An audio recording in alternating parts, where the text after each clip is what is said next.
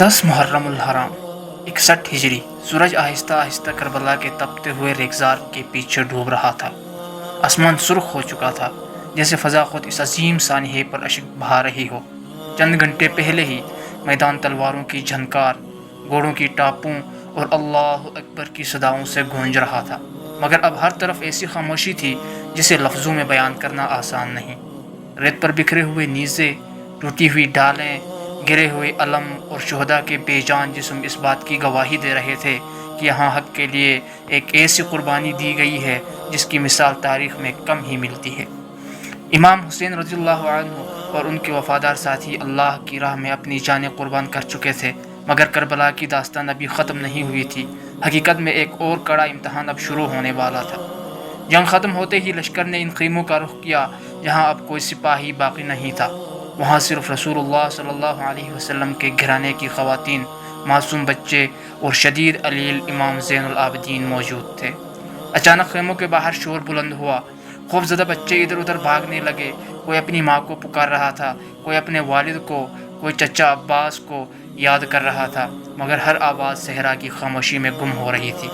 پھر دیکھتے ہی دیکھتے خیموں میں آگ لگا دی گئی۔ شعلے آسمان کی طرف بلند ہونے لگے، دھواں فضا میں پھیل گیا۔ جلتے ہوئے خیمے، روتے ہوئے بچے، بے بس عورتیں اور ہر طرف درد ہی درد۔ سوچئے، ایک دن میں اپنے عزیزوں کی جدائی، گھروں کا جل جانا اور ننھے بچوں کا یتیم ہو جانا۔ شاید تاریخ میں ایسے لمحات بہت کم آئے ہوں۔ یہی وہ رات تھی جسے بعد میں شام غریبہ کے نام سے یاد کیا گیا۔ اس اندھیری رات، اسی اندھیری گھڑی میں ایک عظیم ہستی آگے بڑھی۔ حضرت زینب رضی اللہ تعالی عنہا۔ دل بھائی امام حسین کی جدائی سے زخمی تھا۔ خاندان کے جوان شہید ہو چکے تھے، مگر مصیبت کے اس پہاڑ کے سامنے بھی ان کے قدم نہیں ڈگمگائے۔ آپ نے خوف زدہ بچوں کو اپنے ارد گرد جمع کیا، انہیں سینے سے لگایا اور تسلی دیتے ہوئے فرمایا، گھبراؤ نہیں، اللہ ہمارے ساتھ ہے۔ یہ چند الفاظ اس رات ٹوٹے ہوئے دلوں کے لیے سہارا بن گئے۔ رات مزید گہری ہوتی گئی، آسمان پر ستارے روشن تھے، مگر کربلا کے خیموں میں کسی کی آنکھوں میں نیند نہ تھی۔ ہر چہرہ غم میں ڈوبا ہوا تھا۔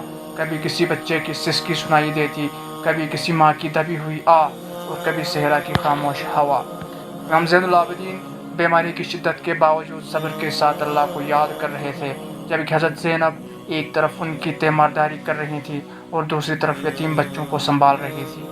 یہ صرف ایک غم کی رات نہیں تھی، یہ صبر کی رات تھی، یہ استقامت کی رات تھی۔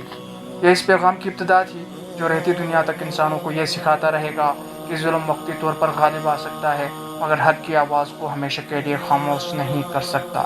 صبح طلوع ہونے والی تھی اور اہل بیت کے لیے آزمائش کا ایک نیا باب شروع ہونے والا تھا۔ صبح کا سورج طلوع ہوا، مگر یہ کسی خوشی کی نوید لے کر نہیں آیا۔ کربلا کی سرزمین پر اب بھی اداسی چھائی ہوئی تھی۔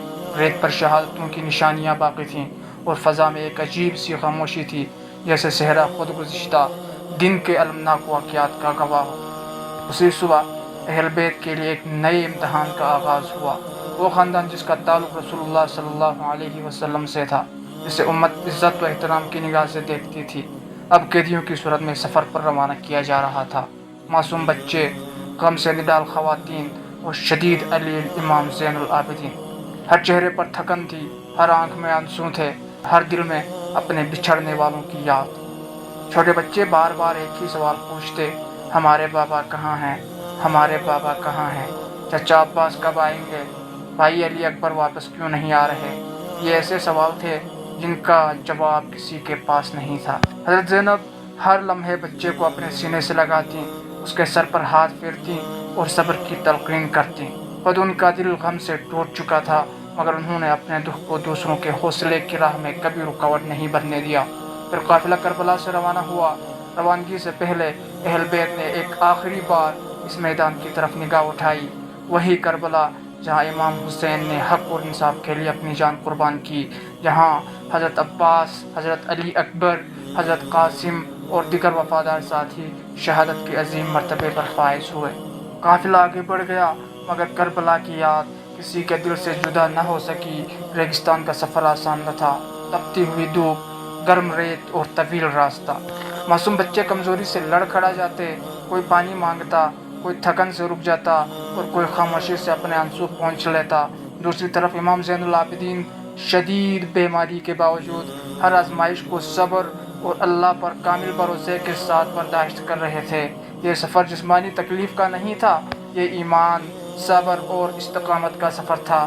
کئی دن گزرنے کے بعد دور افق پر ایک شہر دکھائی دیا، یہ کوفہ تھا، وہی شہر جہاں سے امام حسین کو بے شمار خطوط بھیجے گئے تھے، وفاداری اور مدد کے وعدے کیے گئے تھے، لیکن وقت آنے پر اکثر لوگ اپنے وعدوں پر قائم نہ رہ سکے۔ قافلہ شہر میں داخل ہوا، لوگ راستوں کے دونوں طرف کھڑے تھے۔ بہت سے افراد پہلی بار جان رہے تھے کہ جنہیں قیدی بنا کر لایا گیا ہے وہ رسول اللہ کے اہل بیت تھے۔ روایات کے مطابق اس منظر نے بہت سے لوگوں کو غمزدہ کر دیا اور کئی آنکھیں اشک بار ہو گئی۔ اس کے بعد اہل بیت کو کوفہ کے گورنر عبید اللہ بن زیاد کے دربار میں پیش کیا گیا۔ دربار اپنی شان و شوکت میں ڈوبا ہوا تھا۔ مسلح سپاہی، بااثر سردار اور حکومتی اہلکار خاموشی سے کھڑے تھے، ہر نظر انہی معزز قیدیوں پر جمی ہوئی تھی۔ ابن زیاد اپنے اقتدار پر نازا تھا، اسے یقین تھا کہ مسلسل مصائب نے اہل بیت کو کمزور کر دیا ہوگا، لیکن وہ اس حقیقت سے بے خبر تھا کہ جن لوگوں میں اللہ پر ایمان زندہ ہو انہیں نہ قید توڑ سکتی ہے نہ مصیبت جھکا سکتی ہے۔ چند لمحوں بعد اسی دربار میں حق کی ایسی آواز بلند ہونے والی تھی جو طاقت کے ایوانوں میں بھی گونج اٹھے گی اور تاریخ اسے ہمیشہ یاد رکھے گی۔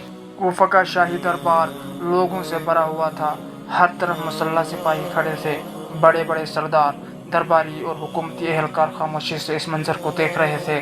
سب کی نظریں ایک ہی طرف لگی ہوئی تھی، رسول اللہ صلی اللہ علیہ وسلم کے اہل بیت کی طرف۔ یہ وہ مقدس خاندان تھا جس نے ابھی چند روز پہلے کربلا میں اپنے عزیز ترین افراد کو اللہ کی راہ میں قربان کیا تھا، اور اب اسی خاندان کو قیدیوں کی صورت میں دربار میں لایا گیا تھا۔ دربار کے تخت پر عبید اللہ بن زیاد بیٹھا تھا، اس کے چہرے پر غرور نمایاں تھا، اسے گمان تھا کہ اقتدار کی طاقت نے سب کچھ بدل دیا ہے اور اہل بیت اب بے بس اور شکست دل ہو چکے ہوں گے، مگر وہ ایک حقیقت سے بے خبر تھا، جس دل میں ایمان زندہ ہو اسے دنیا کی کوئی طاقت شکست نہیں دے سکتی۔ دربار میں چند لمحوں کے لیے خاموشی چھا گئی، پھر ابن زیاد نے تکبر بھرے انداز میں گفتگو شروع کی۔ تاریخی روایات کے مطابق اس نے ایسے سوالات اور جملے کہے جن کا مقصد اہل بیت کے غم کو مزید بڑھانا تھا، لیکن اسی لمحے ایک باوقار آواز اسی خاموشی کو چیرتی ہوئی بلند ہوئی۔ یہ حضرت زینب رضی اللہ تعالیٰ عنہا کی تھیں، وہ خاتون جنہوں نے ایک ہی دن میں اپنے بھائی، بھتیجوں اور خاندان کے کئی افراد کو کھو دیا تھا، مگر ان کے لہجے میں نہ کمزوری تھی، نہ خوف، نہ مایوسی۔ اب پورے وقار کے ساتھ کھڑی ہوئی، دربار کی طرف نگاہ ڈالی، پھر ابن زیاد کی طرف دیکھا اور ایسا جواب دیا جس نے اقتدار کے غرور کو للکار دیا۔ تاریخی روایات کے مطابق آپ نے واضح کر دیا کہ عزت اور ذلت کا فیصلہ انسان نہیں بلکہ اللہ تعالیٰ کرتا ہے، اور حق کا راستہ قربانی ضرور مانگتا ہے مگر اسے مٹا نہیں سکتا۔ دربار پر خاموشی چھا گئی، جن لوگوں کو اپنی طاقت پر ناز تھا وہ ایک لمحے کے لیے ساکت رہ گئے، کئی نظریں جھک گئی، کئی دل بے چین ہو گئے، اور بہت سے لوگوں کو پہلی مرتبہ احساس ہوا کہ کربلا میں صرف ایک جنگ نہیں ہوئی تھی بلکہ ایک عظیم ظلم بھی رونما ہوا تھا۔ اسی دوران امام زین العابدین نے بھی نہایت حکمت اور وقار کے ساتھ اپنا تعارف اور اپنے خاندان کا مقام بیان کیا۔ بیماری اور کمزوری کے باوجود ان کے الفاظ میں ایسا یقین تھا جسے کوئی خوف متزلزل نہ کر سکا۔ ابن زیاد نے اگرچہ اپنی طاقت کا اظہار کرنے کی کوشش کی مگر اس دن دربار میں ایک حقیقت سب پر واضح ہو گئی، تخت وقتی ہوتے ہیں مگر سچائی ہمیشہ باقی رہتی ہے۔ کوفہ کے اس دربار میں اہل بیت کے صبر، وقار اور حق گوئی نے بہت سے لوگوں کے دلوں پر گہرا اثر ڈالا۔ تاہم آزمائش ابھی ختم نہیں ہوئی تھی، حکم صادر ہوا کہ قافلے کو شام یعنی دمشق روانہ کیا جائے۔ وہاں عموی حکومت کا مرکز تھا، وہاں یزید کا دربار تھا، اور تاریخ کا ایک اور فیصلہ کن باب اہل بیت کا انتظار کر رہا تھا۔ کسی کو اندازہ نہ تھا کہ دمشق کے شاہی محل میں حق کی وہ آواز بلند ہونے والی ہے جس کی گونج صدیوں بعد بھی دنیا سن رہی ہوگی۔ تو ناظرین، دوسرے ویڈیو کے لیے آپ اپنے چینل کو سبسکرائب کریں، ویڈیو کو شیئر کریں۔ جزاکم اللہ خیرہ۔